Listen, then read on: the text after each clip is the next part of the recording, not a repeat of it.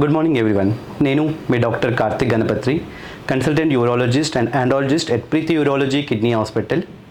So ఈరోజు మనం discuss చేసుకునే టాపిక్ ఏంటంటే, వయసు పైబడిన మగవారిలో కామన్గా చాలా యూరినరీ ఇష్యూస్ వస్తూ ఉంటాయి.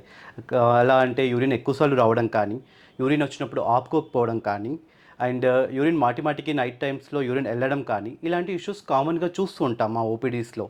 సో దీనికి గల కారణాలు ఏంటి, దానికి కలిసిన ట్రీట్మెంట్ ఆప్షన్స్ ఏమున్నాయో మనం ఇప్పుడు డిస్కస్ చేద్దాం. సో మీరు చాలాసార్లు మీ ఇంట్లో పైబడిన ఎవరైనా పెద్దవాళ్ళు, పెద్ద వయసులో ఉన్న మగవారిలో చాలా యూరినరీ కంప్లైంట్స్ మనం చూస్తూ ఉంటాం. మీరు డాక్టర్ దగ్గరికి వెళ్ళినప్పుడు డాక్టర్ దాన్ని డయాగ్నోస్ చేసి బీపీహెచ్ అని చెప్పుంటారు. సో బీపీహెచ్ అంటే ఏంటి, దాని లక్షణాలు తెలుసుకుందాం.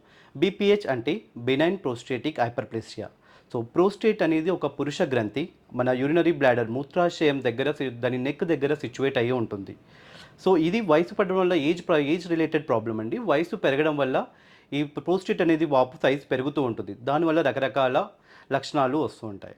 సో ఈ బీపీహెచ్లో ఎలాంటి లక్షణాలు కనబడతాయి అంటే, యూరిన్ ఎక్కువసార్లు రావడము, యూరిన్ మీద కంట్రోల్ ఉండకపోవడము, నైట్ టైమ్స్ రాత్రిపూట పడుకున్న తర్వాత యూరిన్కి ఎక్కువసార్లు లేవడము, అండ్ యూరిన్ దార అనేది సన్నగా రావడము, లేకపోతే యూరిన్ పోసిన తర్వాత చుక్కలు చుక్కలు యూరిన్ పడడం కానీ, యూరిన్లో చాలా రోజుల్లాగా మంట అలాంటివి ఉండడం కానీ, లేకపోతే యూరిన్లో రక్తం పడడం కానీ, ఇలాంటి లక్షణాలు మనం రెగ్యులర్గా చూస్తూ ఉంటాము. అండ్ ఇది మనం డిస్కస్ చేసినట్టు ఇది ఏజ్ రిలేటెడ్ ప్రాబ్లం అనమాట. పెద్దవారి వయసులో వస్తుంటుంది. సో మ్యాక్సిమం 50 years దాటిన పురుషులందరూ ఏదో రకమైన బీపీహెచ్ సిమ్టమ్స్ సఫర్ అవుతుంటారు. బట్ అందరిలో ఒకే రకమైన సిమ్టమ్స్ ఉండాలని లేదు. Depending on the prostate size and వాళ్ళ బ్లాడర్ కెపాసిటీ అండ్ బ్లాడర్ వల్ల రకరకాల సమస్యలు వస్తూ ఉంటాయి. కొన్ని సమస్యలు మైల్డ్గా ఉండి వాళ్ళు నోటీస్ చేసుకోకపోవచ్చు. కొన్నిట్లో సివియర్గా ఆ తీవ్రత అనేది ఎక్కువగా ఉండేసేసి వారు డాక్టర్ని కన్సల్ట్ అవుతుంటారు. సో మేము ఆ బీపీహెచ్ని ఎలా డయాగ్నోస్ చేస్తాము? సో ఇలాంటి లక్షణాలు ఉన్నప్పుడు మీరు డాక్టర్ని విజిట్ అవుతే డాక్టర్ కొన్ని రకాల పరీక్షలు చేయడం కానీ, ఎగ్జామినేషన్ చేయడం కానీ దానివల్ల బీపీహెచ్ని నిర్ధారిస్తారు. సో మేము మా దగ్గరికి వచ్చినప్పుడు బ్లాడర్ ఎంత ఫుల్గా ఉంది అనేది చూస్తుంటాము. అండ్ ఈ ప్రోస్టేట్ని మలద్వారం ద్వారా పరీక్ష చేస్తాము. దాంతోపాటు కొన్ని రకాల పరీక్షలు చేస్తాము. అల్ట్రాసౌండ్, సో ప్రోస్టేట్ అని అంటారు. యూరిన్ అని దాంట్లో with PVR, post void residual urine.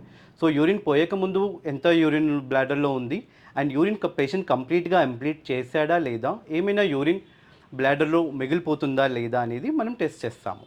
So దాన్ని బట్టి మనకు ప్రోస్టేట్ ఎంతవరకు సైజ్ ఎంతవరకు ఉంది, దానివల్ల వరకు మనకు ఎంత ఇబ్బంది వస్తుంది అనేది మనం గుర్తించవచ్చు.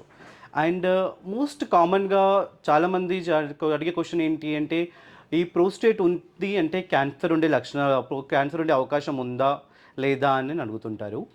ఈ ప్రోస్టేట్ బీపీహెచ్ అంటేనే non cancerous enlargement of the prostate. But prostate cancer వల్ల కూడా ప్రోస్టేట్ పెరిగే అవకాశం ఉంది. సో ఏదైనా ప్రోస్టేట్ పెరిగినప్పుడు అది బీపీహెచ్ వలన లేకపోతే క్యాన్సర్ వలన నిర్ధారించడానికి మనం కొన్ని టెస్టులు చేస్తూ ఉంటాం అనమాట. సో మీరు ఫస్ట్ టైం బీపీహెచ్ చెకప్ కోసం వచ్చినప్పుడు మీ డాక్టర్స్ కామన్గా అడ్వైస్ చేస్తుంటారు, urologist, serum PSA, serum prostatic specific antigen test. So it's screening test. అది ఎక్కువ ఉంటే క్యాన్సర్ ఉన్నట్టు కన్ఫర్మ్ కాదు. ఆ స్క్రీనింగ్ టెస్ట్ పాజిటివ్ వస్తే మిగతా పరీక్షలు చేసి మేము క్యాన్సర్ ఉందో లేదో నిర్ధారించుకుంటాము. ఒకవేళ క్యాన్సర్ లేదు, పిఎస్ఏ లెవెల్ తక్కువగా ఉంది అండ్ ప్రోస్టేట్ పెరిగింది అంటే that is a benign prostatic enlargement. వీళ్ళలో క్యాన్సర్ ఉండే లక్షణాలు అనేవి చాలా తక్కువగా ఉంటుంటాయి. సో ఒక్కసారి బీపీహెచ్ అయ్యాక దాన్ని బట్టి మనం ట్రీట్మెంట్ ఇస్తాము. ఆ బీపీహెచ్ ఉన్న ప్రతి పేషెంట్కి ట్రీట్మెంట్ అవసరం లేదు. ట్రీట్మెంట్ డిపెండ్స్ ఆన్ ది ఆ బీపీహెచ్ ప్రోస్టేట్ వల్ల వచ్చే సిమ్టమ్స్ వల్ల అనమాట. పేషెంట్కి కొన్ని మైల్డ్ సిమ్టమ్స్ ఉంది, ఎప్పుడో ఒకసారి ఫ్రీక్వెంట్గా అవుతుంది, వాటర్ ఎక్కువ తీసుకున్నప్పుడు కానీ, నైట్ 1-2 సార్లు యూరిన్కి వెళ్తున్నారు, పెద్దగా ఇబ్బంది ఏమీ లేదు, అలాంటి వారి కోసం మేము ఫస్ట్ వాటర్ ఇంటేక్ తక్కువ చేయడము అలాంటి ట్రీట్మెంట్ ఇస్తాం. మెడికల్ మేనేజ్మెంట్ ఏం అవసరం లేదు. బట్ కన్సిడరబుల్ సిమ్టమ్స్ ఉన్నాయి, బాదర్సం ఉంది, పేషెంట్కి ఊరిక యూరిన్ వెళ్ళడం కొంచెం ఇబ్బంది అవుతుంది, అలాంటి టైంలో we'll go for a medical treatments.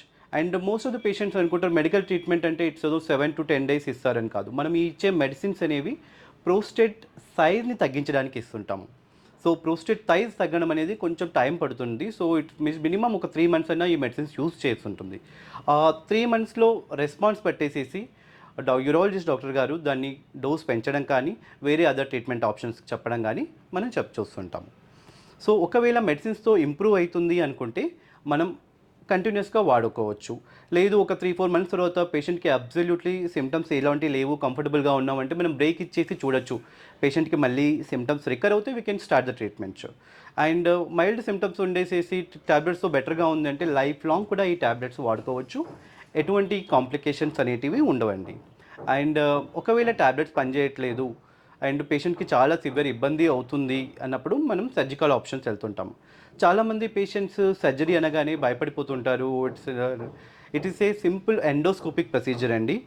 This is called trans urethral dissection of prostate. ఇది ద బేసిక్ ప్రొసీజర్ అండి ఫర్ ప్రోస్టేట్‌కి. దిస్ ఎండోస్కోపీ అంటే పేషెంట్ యూరినరీ ప్యాసేజ్ నుంచి ఒక మనం కెమెరాని పాజ్ చేసి ఏదైతే ప్రోస్టేట్ టిష్యూ పెరిగిందో దాన్ని మనం చిప్స్ లాగా తీసేసేసి దాని ప్రోస్టేట్‌ని రిసెక్ట్ చేస్తాము. సో పేషెంట్‌కి ప్రోస్టేట్ వల్ల యూరినరీ అబ్స్ట్రక్షన్ ఏదవుతుందో అది రిలీవ్ అవుతుంటున్నది. సో ఈ ఆపరేషన్ చేసినప్పుడు పేషెంట్ ఒక 3-4 డేస్ కెథెటర్ పైన ఉండాల్సొస్తుంది. యూరినరీ కెథెటర్ తీసిన తర్వాత పేషెంట్ యూరిన్ ఫ్రీగానే పాస్ చేస్తారు. అండ్ మేము ఎప్పుడు పేషెంట్‌కి సర్జరీ అడ్వైస్ చేసినప్పుడు వాళ్ళు అడిగే కామన్ క్వెషన్, సార్ మళ్ళీ వస్తుందా? సో మళ్ళీ వచ్చే అవకాశం ఆఫ్టర్ కంప్లీట్ సర్జరీ చాలా తక్కువ ఛాన్స్ అండి. బట్ లెస్ దాన్ 5-10% దాన్ని మళ్ళీ రీగ్రోత్ అయ్యే ఛాన్స్ ఉంది. అలాంటప్పుడు ఫస్ట్ క్యాన్సర్‌ని రూల్ ఔట్ చేసుకోవాల్సి ఉంటుందండి. దెన్ ఇది కాకుండా ఇంకో ఆపరేషన్ రీసెంట్‌గా మేము చేస్తుంది లేజర్ ఇన్యూక్లేషన్ ఆఫ్ ప్రోస్టేట్ అంటారు. So using the laser energy మనం ప్రోస్టేట్‌ని కంప్లీట్‌గా దాని బెడ్ నుంచి లిఫ్ట్ చేసేసాం. 2 ప్రోస్టేట్ లివ్స్ ఏవైతే పెరిగి ఉంటాయో దాన్ని కంప్లీట్‌గా దాని బెడ్ నుంచి డిసెక్ట్ చేసేసి దాని తర్వాత మాడ్యులేషన్ అనే ప్రొసీజర్ ద్వారా ఆ ముక్కలన్నిటిని చిన్న చిన్న లోబ్స్‌ని చిన్న చిన్న ముక్కలుగా చేసేసి ఎవాక్యుయేట్ చేస్తాము. సో ఇది లేజర్ అనేది ఇది అడ్వాన్స్ ప్రొసీజర్ అండి. పేషెంట్ యాంటీకోయాగులెంట్స్ ఏమైనా తీసుకున్న దానిలో కూడా ఎటువంటి బ్లీడింగ్ కాంప్లికేషన్స్ లేకుండా చేయొచ్చండి. పేషెంట్‌కి ఏమైనా హార్ట్ ప్రాబ్లమ్స్ ఉంది, యాంటీకోయాగులెంట్స్ వాడుతున్నారు, మనం స్టాప్ చేయలేము. అలాంటి దాంట్లో ప్రోస్టేట్ గ్లాండ్ పెద్దగా ఉంది. ఇలాంటి దాంట్లో this is the best procedure అండి. దెన్ ఇలాంటి ప్రొసీజర్ చేసినప్పుడు కామన్‌గా ఏంటంటే కొంచెం ఎజాక్యులేషన్ ఇష్యూస్ వచ్చే అవకాశం ఉంటుంది. సో ఆ వీర్యం అనేది బయటకు రాకపోతుంది. దీన్నే మనం రిట్రోగ్రేడ్ ఎజాక్యులేషన్ అని కూడా అంటాం. సో ఇలాంటి ఇష్యూస్ మనకు వస్తూ ఉంటాయి సర్జరీ తర్వాత. సో ఇలాంటివి కూడా అవాయిడ్ చేయాలి. పేషెంట్ సెక్షువల్‌గా యాక్టివ్‌గా ఉండాలి. ఎజాక్యులేషన్ ఇష్యూస్ కూడా ఉండొద్దు అంటే కొత్త ఆప్షన్స్ ఉన్నాయండి. యూరో లిఫ్ట్ అని ప్రొసీజర్. దీనివల్ల మనం ప్రోస్టేట్‌లోని బైండ్ చేసేస్తాము. సో దాని సైజ్ ఆటోమేటిక్‌గా నెక్రో సైజ్ డిక్రీజ్ అవుతుంది. సో దీంట్లో ఎటువంటి ఎజాక్యులేషన్స్ ఇష్యూస్ రావు అండి. We'll take break.